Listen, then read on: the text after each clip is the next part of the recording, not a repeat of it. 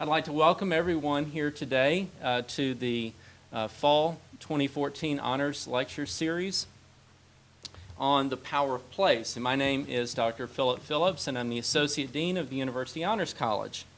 I'm pleased to welcome as well two of our deans. We have Dr. Bud Fisher, who is the Dean of Basic and Applied Sciences, and we have our own Dean, Dr. John Bile, Dean of the University Honors College. And it's my pleasure today to introduce our speaker. Dr. Elyce Ray Helford is Professor of English, Director of MTSU's Jewish and Holocaust Studies minor, and affiliate faculty in Women's and Gender Studies at MTSU. She teaches a variety of undergraduate courses, including Jewish American Identity in Literature and Culture, Gender and Film, the Holocaust, and Introduction to Women's Studies. Dr. Helford is currently writing a book on gender, sexuality, and assimilation in the films of Hollywood director George Cukor. Please join me in welcoming Dr. Helford to the University Honors College.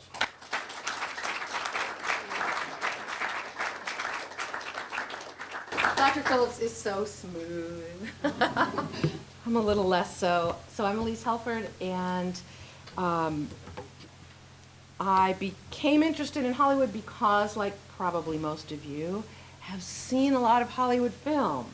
And also, as I started studying Jewish American culture, I came to a thesis statement. Here you go, you can write this down. Number one, all I have to do is go, look at them, I'll grab their pens. All you have to do is go, number one, and students grab pens, it's amazing. I used to do it too, Pavlovian. You can't understand the history of Hollywood as a place, as an institution, without understanding the 19th century experience of Eastern European Jews. Okay, so that's where we're starting from. You need to know how Jews lived in Eastern Europe in the 19th century to really understand Hollywood. And I would argue, along with Neil Gabler, whose book I'll quote from a few times, The American Dream itself, as Hollywood has produced it. So the first thing I wanted to do is play a little free association, little Freudian free association. Give me single words you think of when you think of Hollywood, and you can just shout them out. I bet we can handle that. California, movies, fame, glamour, celebrity, the sign, the Hollywood sign, money. Nobody's saying Jews.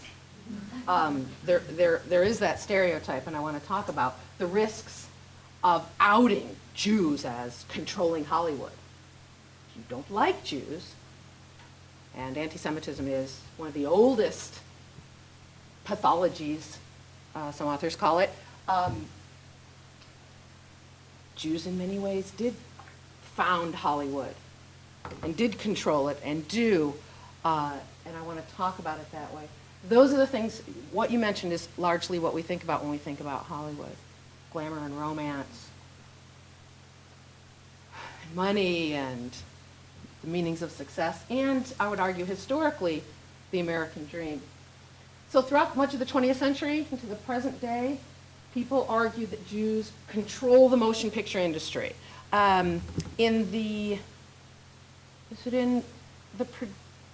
It's Monty Python. In Monty Python's Spamalot, they have a song about how you can't produce anything if you don't have a Jew. You have to have a Jew, and then you can produce something. Jews as managers and producers and agents, as well as directors and actors, are central to the history of Hollywood.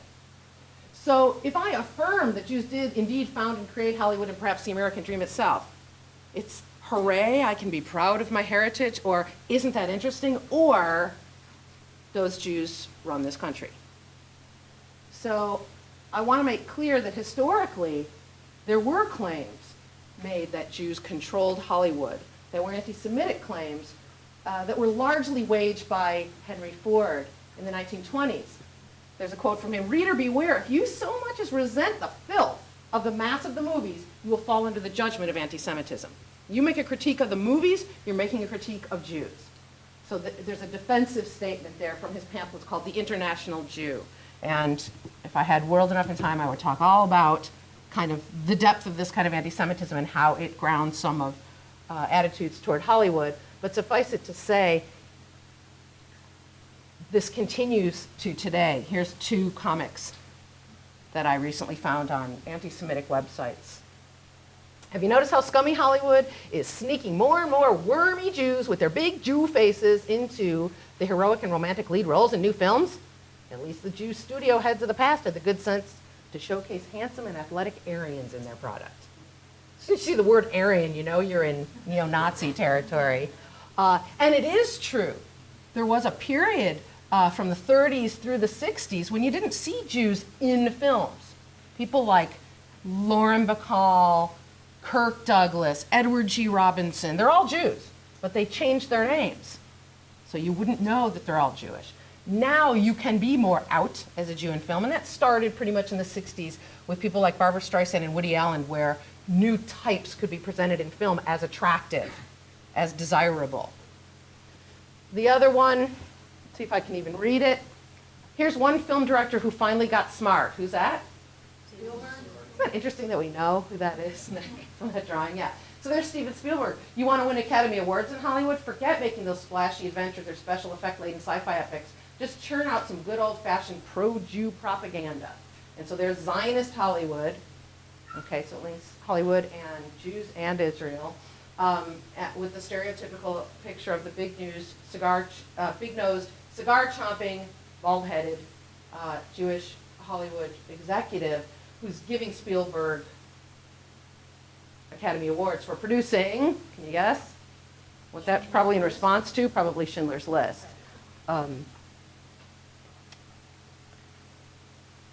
So let's talk more positively now. Get that out of the way. I'm taking the risk of anti-Semitic backlash and saying the enduring tradition is that anti-Semitism will endure. This is a quotation from Neil Gabler, author of An Empire of Their Own, How the Jews Invented Hollywood, which I heartily recommend. That'll give you the history that I'm going to give you in 30 minutes in great detail. It'll endure as long as the motion picture industry exists. It's made by people who hate film, who hate the modernizing influence that film has had on American life, and who hate Jews. People who want the world turned back to a previous era or their imagined version of a previous America, where there was no adultery, where there was no homosexuality. Okay, now we're in fantasy land now. They hate film, because film doesn't hesitate to present not only some of the depth and diversity of our world, but it also champions extremes. So violence or sex or things that will get your behind in the seats to see the films, to rent them. Same thing with television, which is largely produced within the same Hollywood system. Okay, in order to understand how the Jews control Hollywood, how the Jews founded Hollywood, you need to understand pre-Hollywood and post-Hollywood film in the US. Pre-Hollywood American cinema is on the East Coast, New Jersey, and then into New York. And Thomas Edison, non-Jewish, Thomas Edison was the inventor. So he invented the technology and then controlled his own empire, where he decided what films would be shown at which theaters and when and how much money you would make, and he patented everything down to the little loop that you need when you're showing a film so the celluloid doesn't burn. Patented all this stuff. So Jews who want to get into film, and I'll talk about that in depth, have to deal with the fact that everything is patented and Edison is in control. And it's exemplified in films like Birth of a Nation, which are these grand epics that show what amazing things film can do. But the content of Birth of a Nation doesn't get talked about as much with this championing of the Ku Klux Klan. When you talk about post-Hollywood film in the US, you're talking about Hollywood, which we'll do in depth, and you're talking about Jewish American moguls. They call themselves the moguls, and they like this term, which makes them leaders like emperors. Okay? They can rule their own kingdom. And they founded Hollywood, and they created arguably, what we now call the American dream. I'll prove that thesis for you. The 6 original major Hollywood studios were founded by Jewish immigrants, all of them born within a 500-mile radius. And here's the details. Carl Laemmle, they're in the order of the pictures. From Germany, Universal Studios. William Fox, Hungary. The reason it's called 20th Century Fox is because there was a production company called 20th Century. It merged with Fox. So that's why you get that strange name, 20th Century Fox, that rolls off of our tongues but doesn't make, you don't know what it means. Samuel Goldwyn, originally Samuel Goldfish, from Poland, MGM, Metro-Goldwyn-Mayer. Harry Warner and his 3 brothers, Poland, Warner Brothers. Adolf Zukor, Hungary, Paramount. All of those studios are still around today. They are the big studios. There are many more smaller and independent studios, or there are production companies within a larger body, like Fox's Searchlight Films, things like that, that go underneath these larger headings. But these remain the big ones. If you add one more, Columbia, that was founded by Harry Cohen, who is the son of a Jewish immigrant. These guys were all Jewish immigrants, all came over here around the end of the 19th, early 20th century, and they were fleeing, they were fleeing pogroms, which are government sanctioned most of the time, government approved or government ignored, looting, burning, killing, fires, destruction, rape of Jewish villages or sections of the city, ghettos in which Jews lived or were only allowed to live, settlements, and that varied in intensity throughout the 19th century depending on who was the czar at the time. We're talking about Russia. And I won't go into the geography because boundaries shifted for different countries, but suffice it to say, they came over to America knowing they weren't going back. There was no going back. So America was the place, the biggest place where the most Jews went, 2.5 million Jews between 1880 and 1924, when we closed the doors, we closed the gates, Statue of Liberty, shut off the beacon, and said, that's it, we don't want any more immigrants. And this would have an incredible negative legacy for the years of Nazi rule of Germany as Jews tried to flee. But we won't go further than that. So they went to Hollywood. They're trying to get away from Edison and his control over the industry. Hollywood was already this location, Hollywoodland, as this idyllic place for rich people to go. It was not built up like the East Coast. Okay, it was still a little bit frontier-y, and that meant there weren't golf clubs that Jews couldn't get into. There weren't neighborhoods where Jews were not welcome. And so they could come out here and do all the things they couldn't do on the East Coast. Have big parties, go to country clubs, divorce their Jewish wives and marry blonde, younger, non-Jewish ones, which several of them did. They could remake themselves. And I'll tell you a little more about how and why in a minute. There's a picture of their ideas of success where they can reward themselves with the key to the city, or they can own their own yachts and get the respect they wanted for themselves. And here's a picture of the first banquet at the first Academy Awards. Jewish Moguls created the Academy Awards largely to give each other awards. They weren't going to get awards from the opera, the legitimate stage. They weren't in it. They weren't welcomed. That was WASP, White Anglo-Saxon Protestant Territory. And so they created the Academy Awards to give themselves and each other awards and to recognize the legitimacy of their burgeoning empire. As Gabler says, Hollywood was a dream dreamt by Jews who were fleeing a nightmare. So here's that backstory. They escaped oppression and limited options, America was a final destination and a fantasy, right? I'm fleeing these pogroms, I'm fleeing mistreatment, double taxing, being forced to live only in certain areas like the Pale of Settlement, ghettos. If it's going to be my final destination, I don't have to think about going back, so I'm going to get invested very quickly in learning how America works, learning the language, fitting in. But it's also a fantasy. Many immigrant groups, I'm not talking about enslaved people who are forced over here, but immigrant groups that come looking for something better in America use the word golden when they talk about it. The Jews called it Das Goldene Medina, the golden land. The Chinese called it the Gold Mountain. They called California the Gold Mountain, and other groups as well. This idea that you're going to get there and it's going to be flowing with gold. You're going to find gold in the streets because it's a democracy. The capitalist half of America, they didn't really know about. So when they came here, they want to assimilate. They want to fit in. They want to erase their past. And for some of them, that meant their religion as well. But for some of them, it became religion was private, and they wanted to fit into America and to erase their past and reinvent themselves. I want to be something more than I could ever have been at home. So they get here, and oops, the fantasy is not all it's cracked up to be. They are not allowed in banking. There are quotas at universities that keep them out of professions. So honorable professions, professor, doctor, lawyer, no. You can't do that.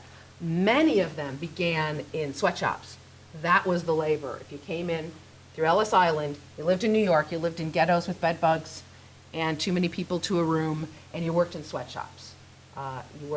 Many of them worked in the Moguls worked in the clothing industry, which was big in the Lower East Side of New York where the Jews lived. Barely being able to support yourself, and certainly not being able to I'll just go to college. That became a matter of really working yourself up. It worked, it was a dream for women as well, because in the old country, the women were not formally educated. Judaism, like all the monotheisms and most religions, is a male-dominated religion. And so the women were not forbidden in the old country. A family may forbid, but they're not formally taught. They're not going to learn to read Hebrew, for example, which is the religious language of the Jews. So they came here. These Eastern European Jews, also called Ashkenazi Jews, came here speaking Yiddish and then Polish or Russian or German, whatever their native country spoke. And so the women, many of them were illiterate. They could come over here, and there's the possibility. There's the possibility if you work all day in the factory, you take night courses, or vice versa, you work overnight and you try to take day classes, but that was a real struggle. These particular men, these Moguls that all grew up within 500 miles of each other and came to live within 15 miles of each other in Hollywood, were particularly driven, and they took advantage of what America did offer the Jews, because it was not seen as classy to make money. No more in the Roman Empire, where Jews were able to be moneylenders because the Romans didn't want to dirty their hands with money, which is a weird thing for Americans, right? They want money. They became entrepreneurs, innovators, and risk takers. That was how you made it. Jews are responsible for all the things that are not considered really classy or weren't at the time. So Jews founded department stores, Broadway, Hollywood. There's another one I was thinking of, but I'll come back to it. And particularly, they became entrepreneurs in business. I have that photo there of a woman wearing a fur stole that you don't hardly see anymore, unless you're in the theater department doing a play and somebody pulls out an old ratty one. Carl Laemmle, one of the Moguls, created the clasp where you take the fox's mouth and you put an alligator clip in it and it clips onto it. That was his creation, patented it, made a ton of money, then went to Hollywood. So they didn't go to Hollywood when they were poor. They worked in business. Some were clothiers, but others made money and then decided, how am I going to build this up? It wasn't because film was seen as this really amazing art form. It was a business, like the businesses they were in. And they ran Hollywood like a business, which you can say it still is today, right? Hence, 1 billion superhero movies, because, wow, those will make a lot of money. We put millions of dollars into these movies where if we want a more subtle movie, we might find an independent. And Hollywood's always done that. You can have some money and make your film as long as you also make this big one for us, or as long as we've also got our other main big films. It wasn't until the Miracle decision in, I want to say 62, 59, 62, that Hollywood art was deemed, that film was deemed an art form, and hence you couldn't censor it the way it had been censored, and that's when you also get the motion picture ratings. Okay. And again, Gabler says, you could say the American dream was born in Eastern Europe. So they're over there thinking about, how could life be better? Well, I'd fit in, I'd be treated as an equal, and I could find success. And they infused Hollywood life and film with their idealistic fantasies, okay? Less so in silent film than once we get into sound film. The last really Jewish movie until Barbra Streisand and Woody Allen show up is The Jazz Singer, which is considered the first talkie, and it's not even an all-talkie film. There are a couple of scenes where you hear Al Jolson speak and you hear him singing, but the rest of it is not. The Jews disappear on the screen, but they're controlling things in the background. They don't want to see Jews on screen. They want to see these images of themselves as fitting in, as fulfilling the American dream. So there's Jimmy Stewart pointing at the Capitol building in Mr. Smith Goes to Washington, where we see a typical Hollywood film. Their idealistic fantasies, they champion the underdog, the little guy can succeed, and they focus on middle-class ideals. Everybody should have enough money so that they can only worry about romance in a romantic comedy, right? Romantic comedies don't go, oh my gosh, I just lost my job, what am I going to do now? Unless that's part of finding romance where he falls in love with his boss or whatever, that kind of thing. That's still central to Hollywood. Those are still central themes in the majority of Hollywood films. And they began with these Jews saying, this is what we want as an American dream.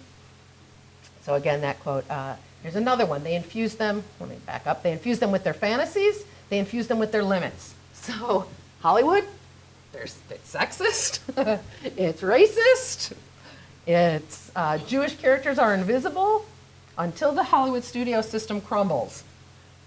Jews don't come back in big numbers as Jews. And I just used another picture from this to illustrate the woman supports the man, his backup and his encourager, and everybody's white.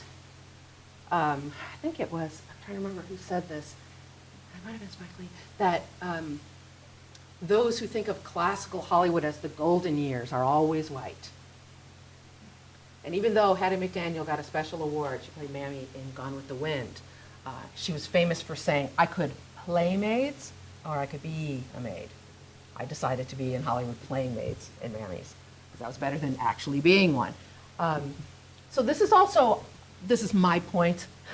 Gabler doesn't talk much about this, but my point is the American dream and its limits. Who is the American dream for? The little guy. Over time it becomes the little gal. That's the opposite of guy. But it takes a long time to get there, and the crumbling of the original studio system in the 50s. And they also infused it indirectly with their history.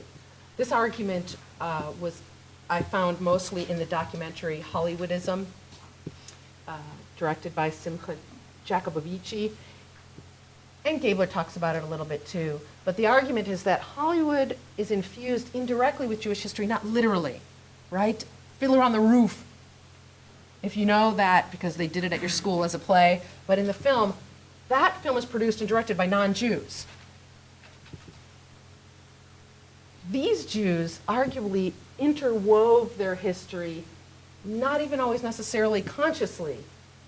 The argument goes in the documentary, and Gabler adds to it, that Westerns, you have vulnerable villagers, outlaws on horseback, people fearing being shot, fires,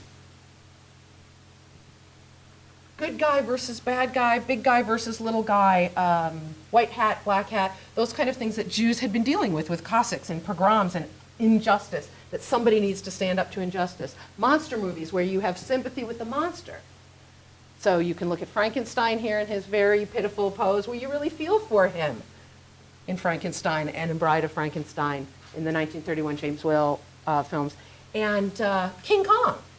Where's your sympathy in King Kong? That poor thing as he's trying to swat away the planes. You know? He just wants to have the American dream of marrying a nice, pretty, white, blonde wasp woman too. That wasn't even her real hair color. It's perfect that she was made into the blonde. And there are plenty of other racial and post-colonial implications too, but for the Jews, you're sympathetic with King Kong, you're sympathetic with the monster, not the monster makers. An emphasis on action and spectacle, as well as that happy ending. The Jews wanted a happy ending for themselves. It's all over Hollywood film. And when there isn't a happy ending, it's because you're transgressing middle-class rules of decorum. You're taking the law into your own hands, or you are having sex beyond wedlock, or those kind of things. Then you may get punished. But otherwise, we like happy endings in Hollywood. So you've got them happily, you've got the Moguls happily installed, running Hollywood, producing the American dream in their films. And two things hastened its downfall. The end of what's called the studio system, where you have actors and you give them a contract to be in a certain number of films, not just one film, where certain directors are on call and you tell them what they'll direct. So this is before the era of more independent, like someone like Hitchcock. Not in his earliest films, but as Hitchcock develops, where he decides what films he's going to make, and the studio supports him in that. That's post-studio system perspective. So two things happened: the Holocaust, World War II and the Holocaust, and the Cold War thereafter. Really destroyed, arguably, the studio system. So first, these assimilated, I'm fitting in, right? One of my greatest examples of assimilation in Hollywood is Irving Berlin writing songs for the movies. And what Christmas song is Irving Berlin famous for? Do-do-do-do. White Christmas. Hello? There you go. White Christmas. What's White Christmas about? Jesus? Snow. It's not even about pagan elements, like the Christmas tree or the Yule log. It's about snow. That means everybody can do Christmas. Perfect example of this American dream of everybody fitting in. When he writes Easter Parade, it's about the Easter Parade. It's, again, not about Jesus. It's not even about eggs and bunnies, okay? Unless the hats have them on them. So they are fitting in, they are assimilating, they are becoming real Americans, and as Hollywood makes increasing amounts of money, they are showing what they can do. And then they do Academy Awards that makes them look classy. They make their own country clubs, they get their own yachts, they're doing really well. My grandmother, I'm Jewish, my grandmother told me when I asked her, what did you know about the Holocaust and when did you know it? And she said, we kind of knew the death camps don't come about till 1941, but we knew in the mid and late 30s that things were going really badly for the Jews, but we were Americans first. And that's what our president called on us to be. American first, Jewish second. We are a secular nation. You need to put your religion behind your Americanness, but in this case, you need to put what you know is happening to whatever family you still have in Europe. By then, on both sides of my family, only distant cousins, but they were there, trying to get over, and then not being able to get over, and then we get all the information. She was told, just be an American, support the American effort, and then when the war started, support the American war effort. And so these assimilated Jewish Americans are suddenly forced to go, uh-oh, I'm Jewish, right? They've been able to kind of let this go. It doesn't matter that I'm Jewish. I fit in. I can have success here. They had to confront their Jewish heritage. Hollywood studios made very few films about the Holocaust. They did make some anti-Nazi films during the late 30s and into the 40s, but only a few. And there even was a book that came out last year that accuses the Moguls of collaboration. I find that word personally too strong, but they absolutely did take out the names of Jewish actors from the titles, and if the Nazis demanded that you take a little scene out of a film because it's too suggestive, like they didn't want King Kong at all. King Kong is all the wrong message. We don't want that film in Germany because it suggests that barbarism is acceptable. And it'll get the German people excited. We don't want them excited. The claims that were made about what films they wanted and didn't want are worth looking into sometime. If you have the spare time, they're comical and tragic. But specifically, no films about the Holocaust at all until the late 40s, mostly independent, not till the 50s, and then really into the 60s do you start getting films that actually deal with it. And the pictures that I have here are two films. The first is an image from Gentleman's Agreement, directed and produced by non-Jews, where Gregory Peck is a journalist, and he tells everyone that he's a Jew because he wants to see how people will react to him. This is post-war. Won the Academy Award for 1947 Best Film. He finds out real quickly that this hotel doesn't want him to stay there because he changes his name from Green to Greenberg. And all of a sudden, nobody wants to give him a room. And all of a sudden, they don't want him at their parties. And his friends start dumping him. And even his fiance says, you got to stop doing this. You're ruining our life. And so it's a powerful film. However, its message is also that anybody can be a Jew. Just say you're a Jew and you're a Jew. So there is no cultural or ethnic difference at all anymore, which goes really well with the Moguls' desire, right, to fit in. And so that film wins the Academy Award. Two other films that were up for Academy Awards in '47. Crossfire is a film that was originally from a play that was about the murder of a homosexual, murder of a gay man, just because he was gay, a hate crime, that they changed in the movie to because he was a Jew. So it doesn't work quite as well because it doesn't make a whole lot of sense in the way the narrative, he asks a woman to come back to his apartment and he gets murdered by some GI, some soldiers. This is not what we fought the war for, so the Jews could take our women, kind of thing.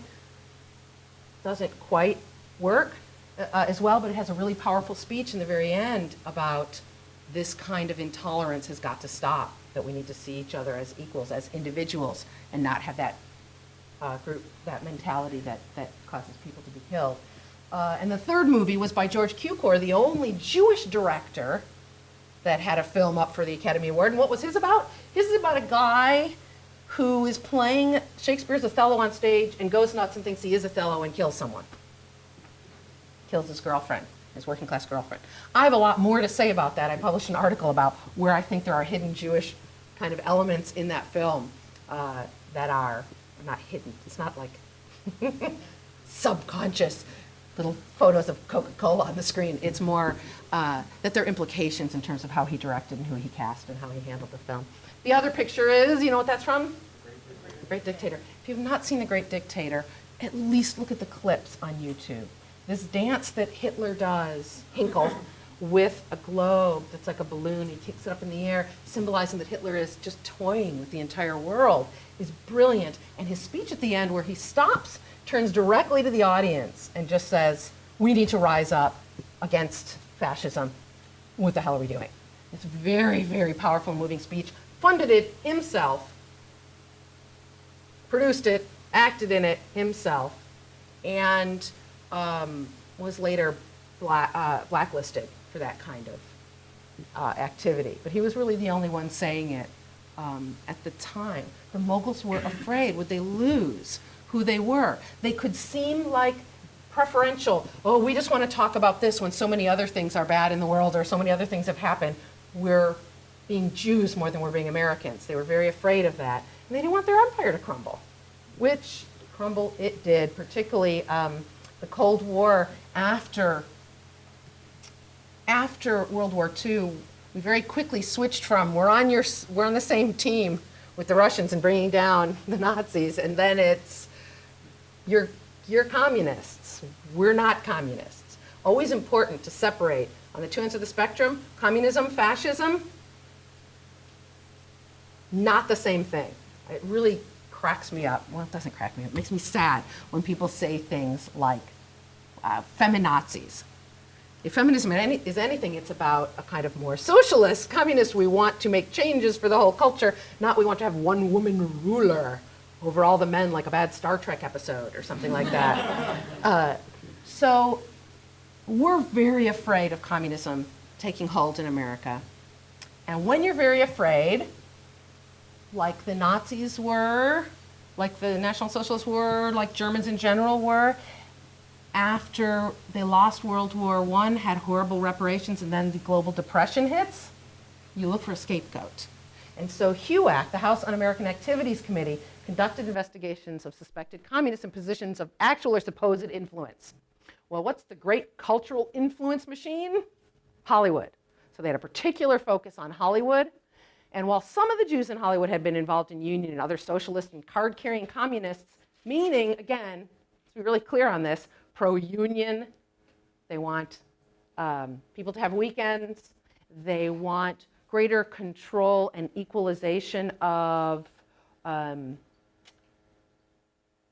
who gets paid what for what work, more group efforts toward making the society better, more cultural safety nets for people, not the stereotype of communism, which looks a whole lot like fascism when you have when people have this myth about it, that it's a leader and that there's a corrupt government, because we haven't seen any examples of communism that have really truly worked well, right? So in 1947, they created a Hollywood blacklist boycotting over 300 individuals, mostly writers, but also actors, directors, and others, and many of them were Jewish. So you get people like Frank Zinnemann, who was a director who directed High Noon, for example, and he's done. He just takes out. In many ways, you can watch High Noon as an allegory about this one lone sheriff and nobody's standing up behind him. You can see it as a HUAC. He's up there before the committee and they're asking him to testify against others, and nobody will support him. So it works that way.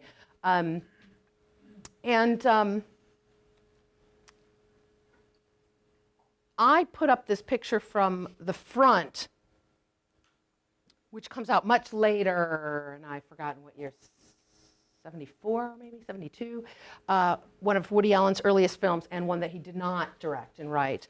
But he plays a guy who brings in scripts for TV and film, or I'm sorry, not for TV, for films that are written by these blacklisted Jews. And then he splits the money with them. They hire him as a front for them.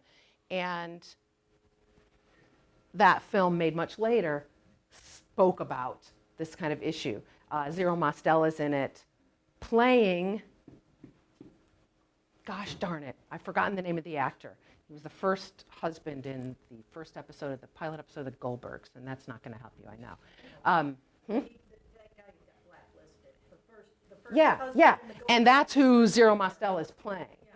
And his name is Hecky. It's like, in any event, if you want to see a film about this era, watch that. And Woody Allen's F you that he says to the committee and walks out, I'm not going to tell who I was writing for when he gets busted, is a really powerful moment. Not as powerful as Charles Chaplin, but it was a great moment.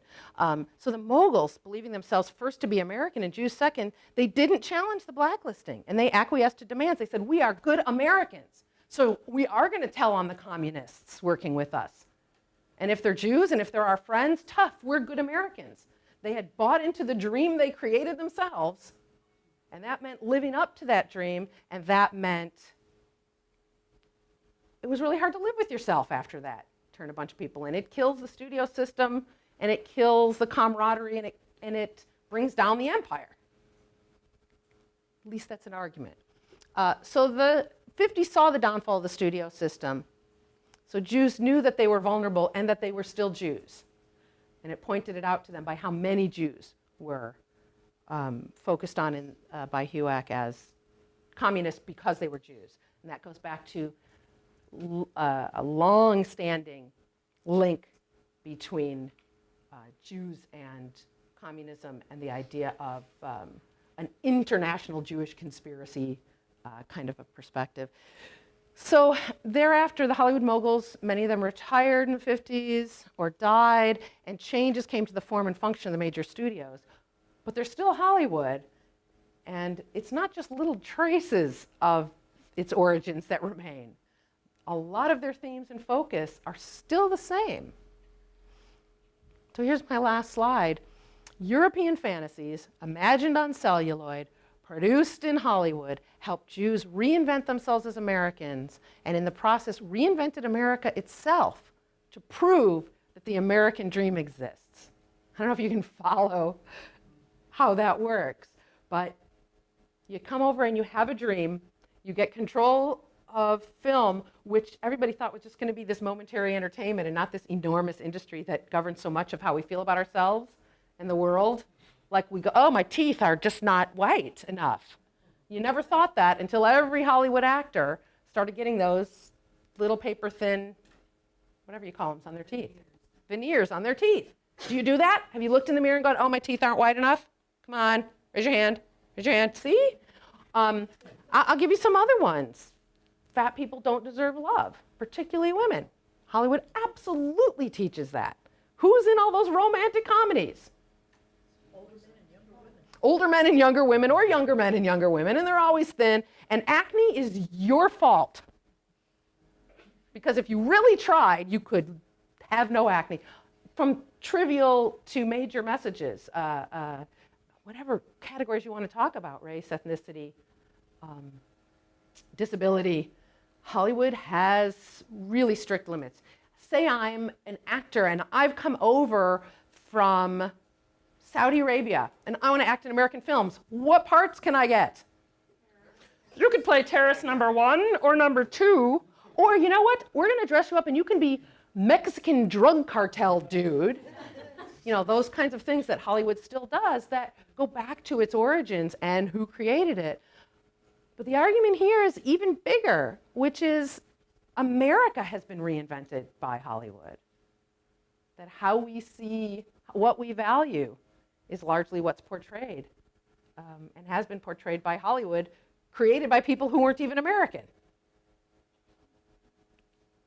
And that's all I want to say. Thank you very much.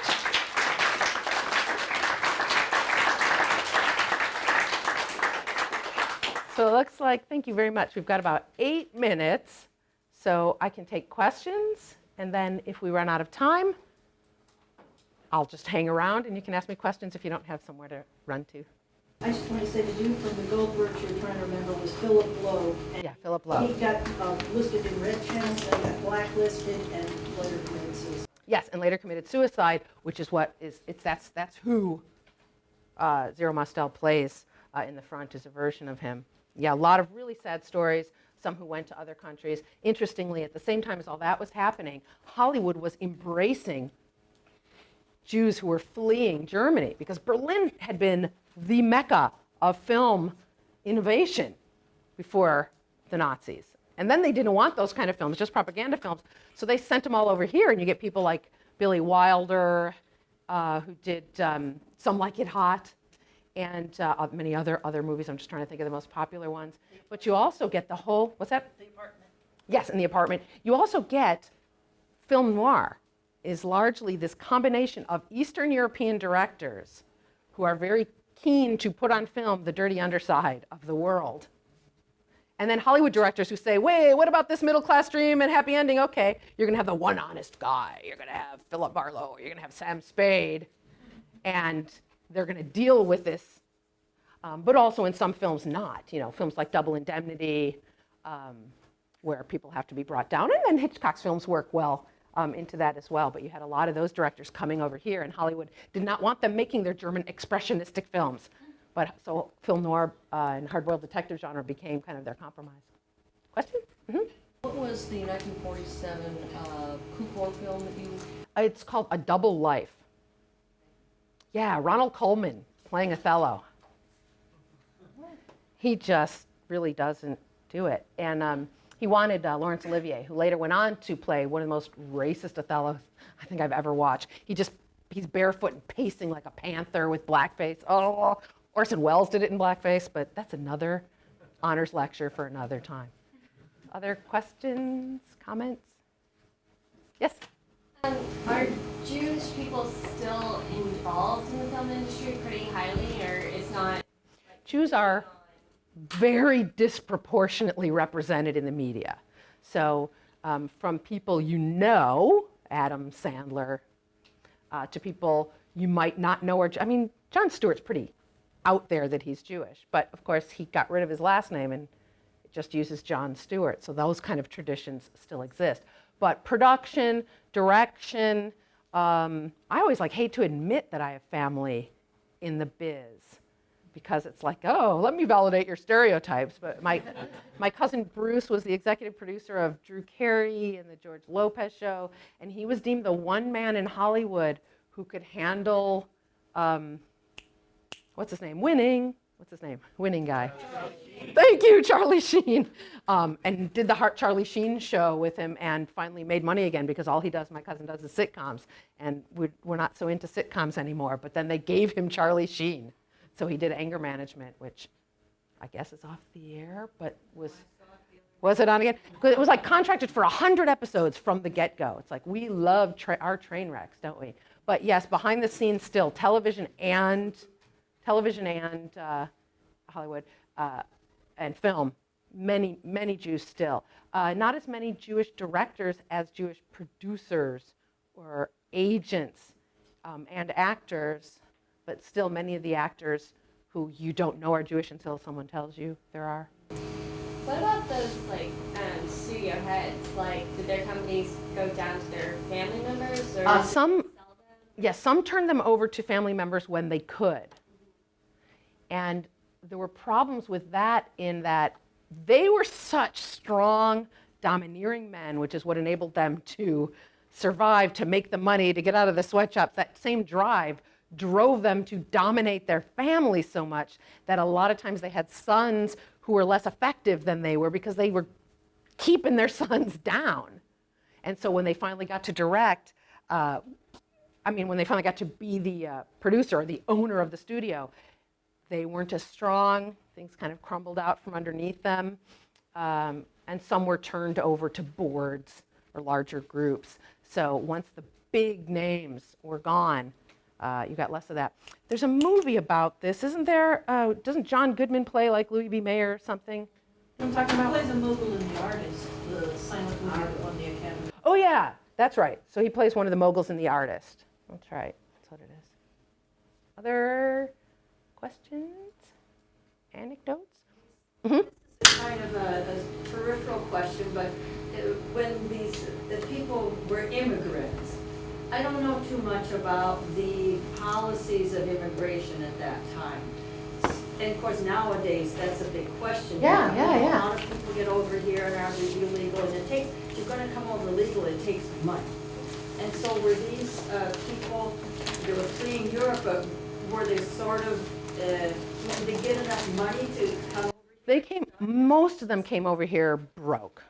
I know the story in my family of my grandmother in the sleigh in the middle of winter. They're in a sleigh with a horse in the middle of the night, in the middle of the winter, just trying to get eventually to Amsterdam or something so that they can get on a boat and they can come over. And my grandmother's a baby, an infant at the time, and she falls out of the sleigh in the dark, in the snow, and they're out in the snow trying to find my baby grandmother, who survived and was absolutely a fantastic person with no connection whatsoever to Hollywood. Just very steady lower middle class stock. What I can say is that you had organizations like the Hebrew Immigrant Aid Society. So Jews have been coming over to the US since 1492. And we know 1492 because it's the year that Columbus sailed the ocean blue and discovered America. But it's also the same year that all the Jews were kicked out of Spain.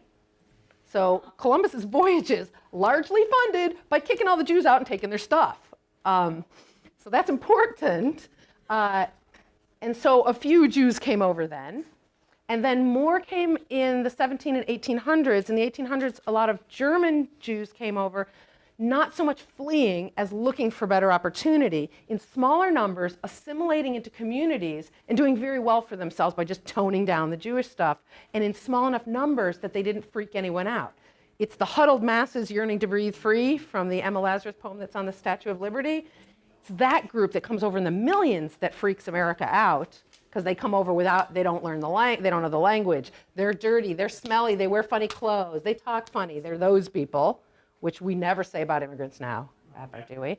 And so you had this group of already assimilated Jews. I mean, Jews even were, there are a couple of Jews that were slave owners. Irony. So they helped these new immigrants when they came over to find housing and to find relatives if they had them that they could come live with and stuff. So there was a big support network that largely Jews made for other Jews, successful Jews in the country made for these others. Because if those, you know, there's good X and there's bad X, good women, bad women, good Jews, bad Jews, good blacks, bad blacks, good teachers, bad teachers. We like to split things up into categories, and so these new Jews could be seen as bad Jews if the Jews that had been here already and assimilated didn't do something. So there was a lot of energy and money put in, if that helps any, to assist these people. But like the ones that came over, the Moguls, came over poor, for the most part. I know that Q Corps, for example, the director, the book I'm working on, he came over with his folks from a fairly middle-class background, but he never liked to talk about being a Jew or that he was a Hungarian Jew. He just did not discuss it. Just felt like that's personal, it's none of your business. He was gay, that's personal, none of your business. So he's a fascinating figure because as he holds all that stuff inside him and just says, I want to just be successful, he never has a long-term relationship with another man or kind of anyone. He had friends. He hung out with Kate Hepburn. He found, and what's his name? Kate Hepburn and Spencer Tracy. They like lived in his in his little back house, his little pool house, things like that. But very quirky movies where things just kind of peek through in romantic comedies or dramas or things like that that show a little more depth and background to him, but he's largely seen as this middle-class director of comedies. Like, you'll know him from directing My Fair Lady, probably. Philadelphia Story, Gaslight. I don't know. Depends what you know. They were middle class, and he grew up kind of hanging around backstage in New York and was eventually brought over as a voice coach to Hollywood. So there were some middle-class experiences, but these Moguls, those 8 Moguls, they got here by the skin of their teeth, worked their way up, and exploited the options available to them, which was going into business, because that was not seen as classy. Not going to the opera, not going to legitimate theater, but opening Nickelodeons, because that wasn't considered classy. And it proved to be incredibly successful as they made their own world, but then the rest of the world fell in love with the moving picture. Does that help? Oh, definitely. Okay. It's past 5 till, so if you've got a class to go to, go ahead. But if anybody else wants to stay.